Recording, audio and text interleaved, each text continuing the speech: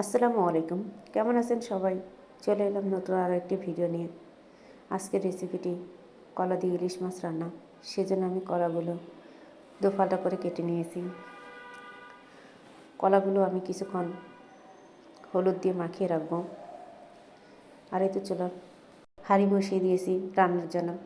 হাঁড়িতে তেল দিয়ে দিয়েছি। তেলটা গরম হয়ে আসলে দিয়ে দিচ্ছি পেঁয়াজ কুচি। ওদিকে পেঁয়াজ কুচিটা ভাজতে দিয়ে মাছটা নিয়ে নিলাম। এটা পেঁয়াজ কুচিটা হয়ে আসছে। পেঁয়াজ কুচিটা দিয়ে দিচ্ছি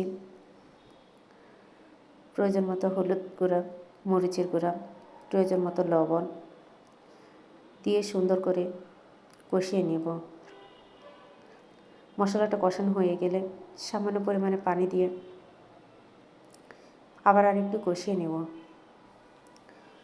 কষানো হয়ে আসলে দিয়ে দিব মাছের টুকরাগুলো। মাছগুলো সুন্দর করে কষিয়ে নেব। মাছের গায়ে যেন সমস্ত মশলা লাগে, সেজন্য মাছগুলো উল্টিয়ে দেব। ইলিশ মাছ যেহেতু নরম, সেজন্য মাছটা বেশি কষাবো না। 5 থেকে 6 মিনিট কষিয়ে নেব। মাঝে একবার উল্টিয়ে নিতে হবে, না হলে এক পাশ হবে ভালো, আরেক পাশ হবে না। মাছ কষানো কমপ্লিট। চুলা থেকে এখন নামিয়ে নেব এক এক করে।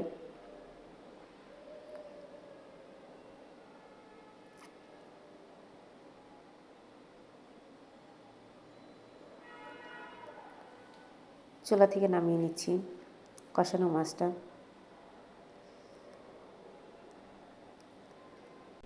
আপনারা যারা আমার এই ভিডিওটি দেখছেন, অবশ্যই ভিডিওটি লাইক করবেন, কমেন্ট করে জানাবেন ভিডিওটি কেমন হয়েছে।